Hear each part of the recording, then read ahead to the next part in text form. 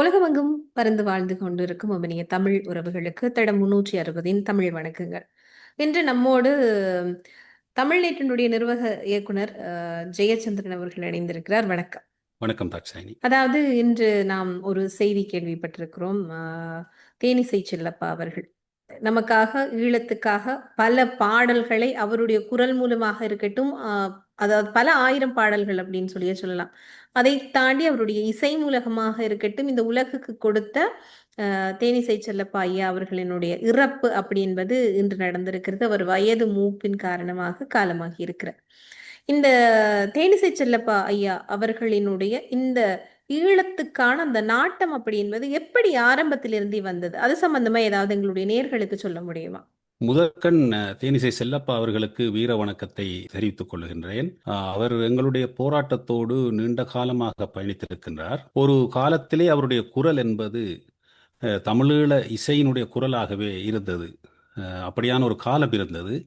அவர் பாடிய பாடல்கள் குறிப்பாக நம்புங்கள் தமிழீழம் நாளை பிறக்கும், நம்புங்கள் தமிழீழம் நாளை பிறக்கும், பூண்டு பறவை சிறகு பெரிக்கும், குனிந்த முகங்கள் நிமிர்ந்து சிரிக்கும், மாண்ட வீரர் கனவு பலிக்கும், மகிழ்ச்சி கடலில் தமிழ்மண் குளிக்கும், மாண்ட வீரர் கனவு பலிக்கும், மகிழ்ச்சி கடலில் தமிழ்மண் குளிக்கும், நம்புங்கள் தமிழீழம் நாளை பிறக்கும், நாட்டின் அடிமை விலங்கு தெரிக்கும். அந்த பாடலுக்கு உயிர் தொடர்ந்து இருந்து கொண்டிருக்கின்றது. ஆகவே அவர் இறந்தாலும் எம்மை விட்டு பிரிந்தாலும் அவருடைய குரல் எம்மை விட்டு பிரியாததாக இருக்கின்றது. உண்மையில் எனக்கு அவரை பற்றி அதிகம் தெரியாது.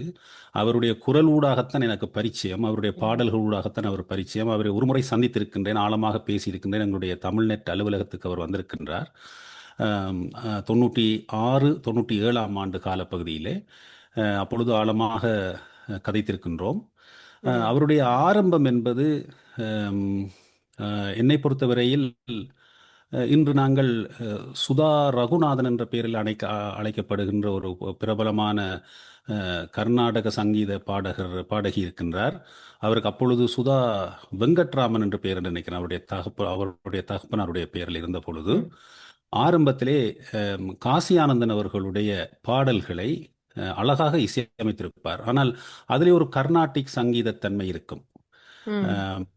ஆடா மயிலாள், தவளையிலும் மரங்கொத்தியும் கூட கிட்டத்தட்ட அப்படிதான் இருக்கலாம் என்று நினைக்கின்றேன். அப்படியான பாடல்களை எல்லாம் அந்த அவர்கள் பாடியிருந்த ஒரு சங்கீத போக்கிலே பாடியிருந்த ஒரு தமிழரசு கட்சியினுடைய கையிலே இருந்து போராட்டம் ஒரு தமிழீழ விடுதலை இயக்கங்களுடைய கைகளிலே மாறுகின்ற பொழுது அந்த தமிழீழம் என்ற சிந்தனைக்காக ஆரம்பத்தில் வெளிவந்த பாடல்களில் சுதா ரகுநாதனுடைய பாடல்கள் கூட இருந்தன என்பதை இங்கே நாங்கள் கவனிக்க வேண்டும்.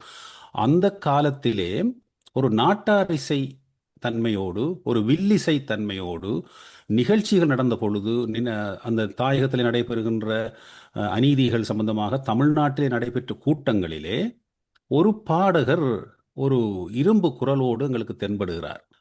வெள்ளை உடுப்போடு ஒரு வீரமாக இருந்து முகத்தை வைத்து பாடுகின்ற அவருடைய அந்த பாணியை நாங்கள் ஒளி நாடாக்களிலே பார்த்திருக்கின்றோம். தாயகத்தில் இருந்த பொழுது ஒளி நாடாக்களிலேயும் கேட்டிருக்கின்றோம். ஆனால் ஒளி நாடாக்களிலே அதை பார்த்த பொழுதுதான் அவரை யார் என்று புரிந்து கொள்ள முடிந்தது. அவர்தான் அந்த தேனிசை செல்லப்பா. பேசாமல் பேச வைப்பான் பிரபாகரன், அவன் பெருமைக்கு அவன் இங்கு நிகரானவன், தேனிசையாலே அவன் புகழை பாட்டாக்குவேன், அவன் திசையிருந்து வரும் காற்றை மூச்சாக்குவேன். அவருடைய பாடல்கள் இந்த சுதா ரகுநாதன் போன்றவர்களுடைய காலத்திலிருந்து, காசியானந்தனுடைய குரல் பல வகைப்பட்டிருந்த பாடல்களூடாக வந்திருந்த காலத்திலிருந்து மாறுபட்டு காசியானந்தன் அவர்களுடைய எழுத்தும் கவிதைகளும் போராட்ட கவிதைகளும் தேனிசை செல்லப்பாவினுடைய குரலும் இணைகின்ற பொழுதுதான் அதற்கு பலமே உயிரை பிறந்தது போல ஒரு இணைவு அங்கே காணப்பட்டது. அது எங்களுடைய போராட்டத்தை நாங்கள் தாயகத்தில் இருந்த பொழுதும் சரி, புலம் பெயர்ந்த வாழ்விலும் சரி, எங்களுடைய பயணங்களோடு எவ்வாறு இந்த தமிழ் இசை துறையிலே TM சௌந்தரராஜன், பாலசுப்ரமணியம் அவர்கள் போன்றவர்கள் எங்களோடு இரண்டர கலந்திருக்கின்றார்களோ, அவர்களைப் போல இந்த விடுதலை போராட்டம் என்ற விடயத்திலே, தமிழீழ விடுதலை போராட்டம் என்ற விடயத்திலே எங்களோடு கலந்து பயணித்து கொண்டிருக்கின்ற, தொடர்ந்தும் பயணிக்கின்ற ஒரு குரலாகத்தான் தேனிசை செல்லப்பா அவருடைய குரல் இருக்கின்றது. கவலைக்குரிய விடயம், அவருக்கும் காசி ஆனந்தன் அவர்களுக்கும் இடையிலே இருந்த அந்த உறவு ஒரு கட்டத்திலே நின்று விட்டது. அதனாலே அதுக்கு பிறகு அந்த இரண்டும் இணைந்த குரலாக அது வரவில்லை. ஆனால் அதற்கு முதல் வந்த பாடல்கள் எல்லாமே ஒரு தனித்துவமான தரத்தோடு இருந்தது. இதை நாங்கள் ஒழித்து ஒழித்து இராணுவத்திடம் பிடிபட்டு விட்டால் இந்த கேசட்டுகள் நாங்கள் மாட்டி விடுவோம் என்கின்ற அந்த மாதிரியான கண்டிப்பா அந்த சூழ்நிலையை நாடாக்களை அறுத்து சுருட்டி ஒழித்து, வெளியில எறிந்த ஆமாம், காலங்கள் எனக்கும் சின்ன வயசுல ஞாபகம் ஆமாம், இருக்கு. அந்த காலத்திலே இருந்து தற்போது இசை வடிவமாக்கி டிஜிட்டைஸ் பண்ணப்பட்டு அந்த காலம் வரை இவர்கள் எங்களோடு பயணித்துக் கொண்டிருக்கின்றார்கள். இவர்களுடைய குரல் எங்களோடு பயணித்துக் கொண்டிருக்கின்றது. கண்டிப்பா நீங்க ஒரு அதிலே இடத்துல சொல்லியிருந்தீங்க அந்த நம்புங்கள் தமிழீழம் நாளை பிறக்கும் அப்படின்ற அந்த பாடல் அது இன்று வரைக்குமே வந்து மிகப்பெரிய ஒரு நம்பிக்கைக்குரிய ஒரு பாடலாக எல்லா நிகழ்வுகள்லையும் வந்து நிறைவான ஒரு பாடலாக இந்த ஆமாம், பாடல் பாடப்பட்டு கொண்டிருக்கிறது. நான் அறிந்து ஒரு முன்னாள் போராளி அண்ணாவோடு கதைக்கின்ற பொழுது தலைவர் அடிக்கடி வாயிலே உச்சரிக்கின்ற பாடலும் அதுதான். இது ஒரு ஆமாம், மேனிஃபெஸ்டேஷன் அப்படின்னு கூட சொல்லலாம். நம்புங்கள் தமிழீழம் நாளை பிறக்கும், நாட்டின் அடிமை விலங்குகள் தெறிக்கும், மாண்ட வீரர் கனவுகள் பலிக்கும், மகிழ்ச்சி கடலில் புரட்சி தமிழ் கடலில், மண் குளிக்கும் நினைக்கிறேன். இந்த ஆமாம், பாடல் எனக்கு சின்ன வயசுல எல்லாமே சில நேரத்துல பசுமரத்தாணின்றது ஞாபகம் இருக்கும் இல்லையா? இப்ப நான் எதையுமே ஆமாம், யோசிக்கல. அதுவாகவே வருது. அந்த மாதிரியான அந்த பாடலுடைய அந்த வீரியமான அந்த குரலுக்கும் சொந்தக்காரர் வந்து இவர்தான் நினைக்கிறேன். அதேபோல ராஜகோபுரம் எங்கள் தலைவன் அந்த பாடலினுடைய இசையமைப்பாளரும் வந்து தேனிசை ஆமாம், செல்லப்பா ஐயா அவர்கள்தான். அப்படின்ற ஒரு விஷயத்தை நாம் இந்த இடத்துல பதிவு செய்து கொள்ள வேண்டியிருக்கிறது. நிச்சயமாக. குறிப்பாக உங்களுடைய அலுவலகத்தில் அவர் உங்களோடு சந்தித்த அந்த தருணங்கள் பற்றி சொல்லுங்க. நிச்சயமாக ஒரு ஆழ்ந்த நீண்ட ஒரு உரையாடல் அப்படி என்பது உங்களுக்கு இடையே நடந்திருக்கு. ஈழம் பற்றி அவருடைய எண்ணம் எப்படி இருந்தது? ஈழ பாடல்கள் பற்றி அவருடைய அந்த புரட்சி பாடல்கள் பற்றி அவருடைய அந்த பேச்சு அப்படின்பது எப்படி இருந்தது? அதை பத்தி நீங்க இங்க பகிர்ந்து கொள்ள முடியுமா? ஆமாம். உண்மையில் 2 முறை நான் அவரை சந்தித்திருக்கின்றேன். இப்பொழுதுதான் நினைவுக்கு வருகின்றது. இந்த நோர்வே நாட்டிலே பெர்கன் என்று இன்னொரு நகரம் இருக்கின்றது. அங்கிருந்து நாங்கள் 500 கிலோமீட்டர் வரை காரிலே பயணம் செய்து வந்து, அவர் ஒஸ்லோவிலே நடைபெற்ற ஒரு நிகழ்விலே முதல் நாங்கள் அவருடைய நிகழ்ச்சியிலே பங்கு பெற்றினோம், பாடல் நிகழ்ச்சியிலே. அது 95ஆம் ஆண்டுக்கு முன் ஒரு காலம். அது எந்த ஆண்டு என்பது எனக்கு நினைவில்லை. 2வது முறை சந்தித்த பொழுதுதான் அவரோடு ஆறுதலாக கதைக்கக்கூடிய வாய்ப்பு கிடைத்தது. அது 96, 97, அதுவும் சரியாக நினைவில்லை. 96ஆம் ஆண்டா இறுதி பகுதியா அல்லது 97ஆ என்பது. அப்பொழுது அவர் தமிழ்நாட்டுடைய அலுவலகத்துக்கு கூட வந்து பார்த்து எங்களுடைய வேலைகள் ஆரம்பித்திருந்த காலம் அது. இணையதளமாக ஆரம்பிப்பதற்கான வேலை திட்டங்கள் செய்து கொண்டிருந்த பொழுது, அப்பொழுது கனடாவில் இருந்து அபிமன்யு என்கின்ற அப்பொழுது சிறுவனாக இருந்தவர், இப்பொழுது அவர் ஒரு ஒரு ஒரு லோயராக இருக்கின்றார் கனடாவிலே. அவர் எங்களுடைய தமிழ்நெட் ஆரம்பித்த பொழுது எங்களோடு வந்து 3 மாதம் இங்கே தங்கியிருந்தார். அவர் இங்கே இருந்த காலத்திலே தான், ஒரு கோடை காலத்திலே தான் இந்த சந்திப்பு நடைபெற்றது என்று எனக்கு நினைவிருக்கின்றது. அவர் வந்து 97ஆம் ஆண்டாக இருக்க வேண்டும். அவர் வந்து அந்த நேரத்திலே ஆழமான பல விடயங்களை கதைக்கக்கூடியதாக இருந்தது. குறிப்பாக தந்தை பெரியார் பற்றிய பாடல்கள், பாரதிதாசன் அவர்கள் இயற்றிய பாடல்கள், இப்படியான பாடல்களை கூட அவர் பாடியிருக்கின்றார். ம். அந்த கேசட்டுகளையும் நாங்கள் கேட்டிருக்கின்றோம். கைதட்டத்தானா உன் கை தமிழா என்ற பாடல் எல்லாம் இயல்பாகவே அந்த சில சிச்சுவேஷன்ஸுக்கு, அதாவது சில சூழ்நிலைகளுக்கு தகுந்த மாதிரி தேனிசை செல்லப்பா அவர்கள் மேடையிலே அதை பாடியிருப்பின் கைதட்டக்கூட நாங்கள் யோசிப்போம் உடனடியாக. அப்படியாக அந்த பாடல்கள். ஒரு காலத்தில் நிதி சேகரிப்பு, புலம்பெயர் சூழலில் நிதி சேகரிப்பு நடைபெற்ற பொழுது அவர் பாடிக்கொண்டிருக்க அந்த அந்த நிதி சேகரிக்கின்ற இதை கையை ஏந்தி கொண்டு அங்கே நிதி சேகரிக்கின்ற அந்த இதோடு போய்கொண்டு நிதி சேகரித்துக் கொண்டிருந்ததை கூட நாங்கள் பார்த்திருக்கின்றோம். தமிழ்நாட்டிலும் இவ்வாறு நிறைய நிதிகள் சேகரிப்பதற்கு அவருடைய பாடல்கள் உதவி இருக்கின்றதாக அறிந்திருக்கின்றோம்.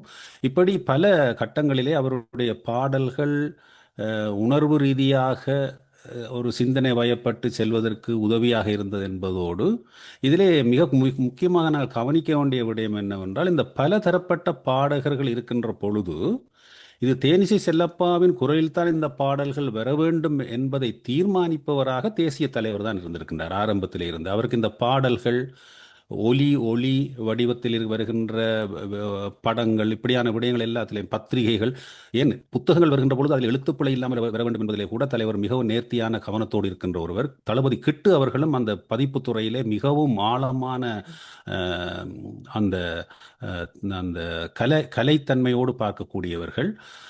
அப்ப அவர்களுக்கென்று ஒரு பார்வை இருந்தது. இந்த பாடல் இந்த குரலில் வர வேண்டும், அப்பொழுது தலைவரோடு உரையாடி கொண்டிருக்கின்ற பொழுது ஒரு சமயத்திலே அவர் சொன்னார், தன் அவருக்கிடம் ஒரு பழக்கம் இருந்தது என்னவென்றால், தன்னை பற்றிய ஒரு பிம்பத்தை உருவாக்கி தேசிய ரீதியாக ஒரு தேசிய விடுதலை இயக்கம், தேசிய தலைவர், வீரன், அவருடைய படத்தை எல்லாம் வைத்து உருவாக்கி அப்படியான ஒரு ஒரு ஒரு ஒரு பிரபாகரன் வெளியிலே காட்டப்படுவார்.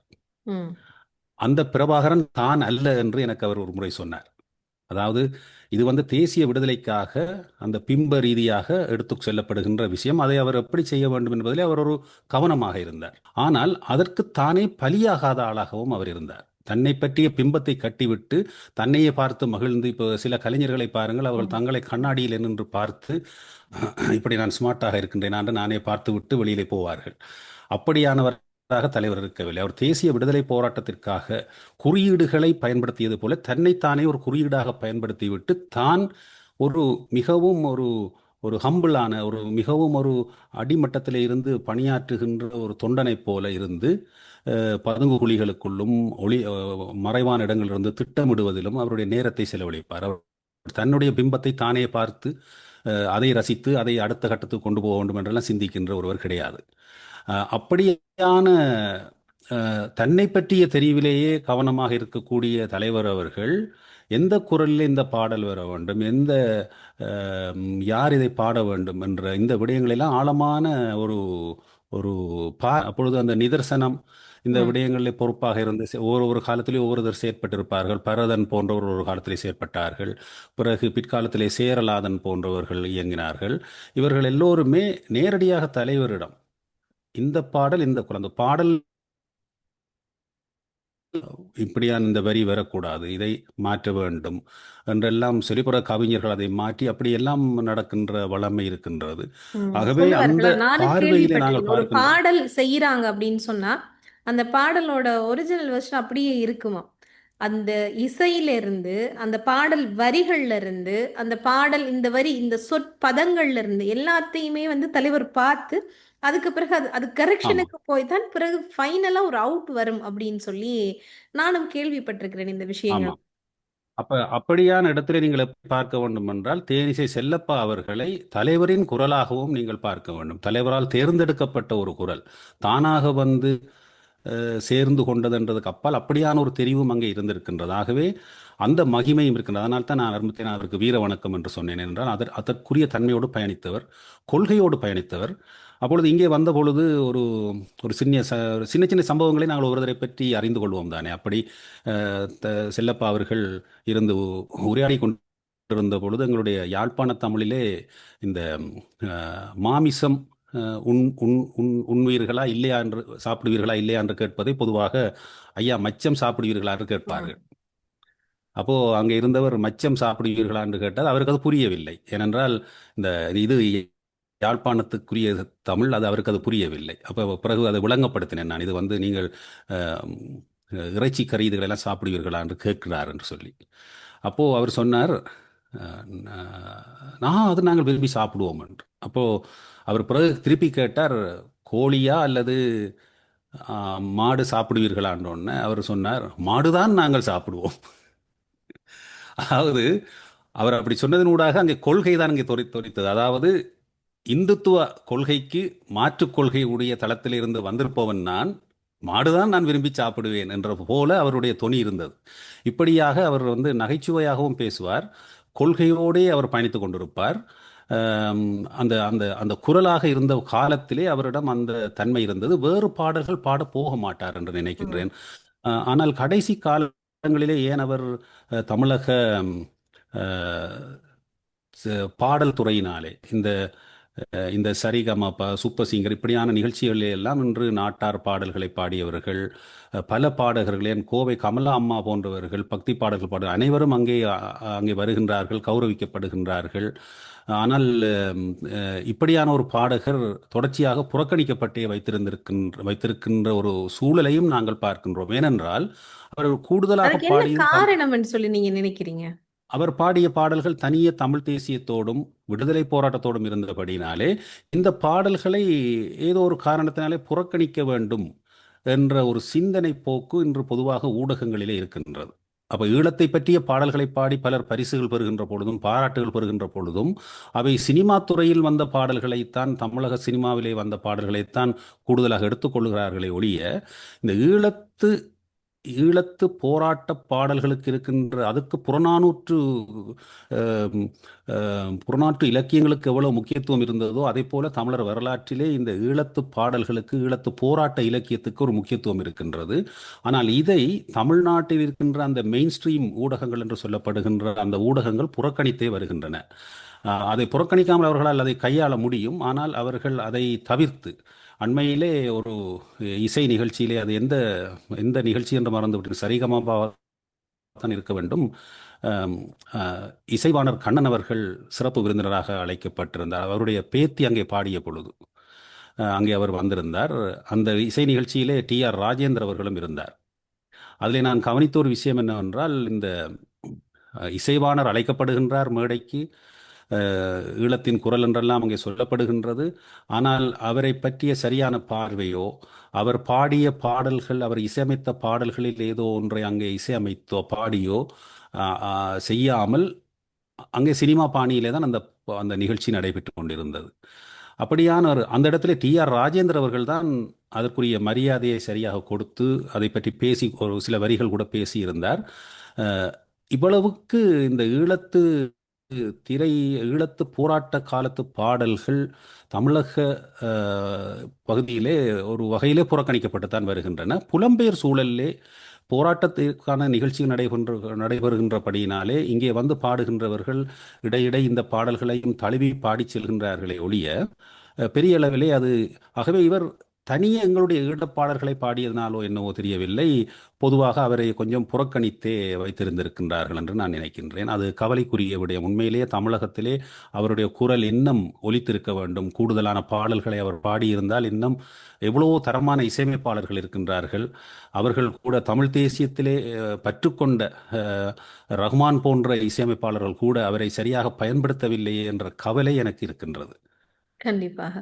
அதாவது ஒரு கலைஞர் அப்படின்னு சொல்லப்படுகின்ற பொழுது, அந்த கலைஞருக்கான மிக ஆகச்சிறந்த மதிப்பு, மரியாதை அப்படி என்பது வந்து அவர்களுக்கு கொடுக்கின்ற கைதட்டல்கள், அதே போல அவர்களை அதுக்கு பிறகும் அவர்களை கூப்பிட்டு அவர்களுக்கு கொடுக்கின்ற மரியாதை அப்படின்றத பொறுத்து இருக்கு அப்படின்பது ஆமாம். உண்மைதான்.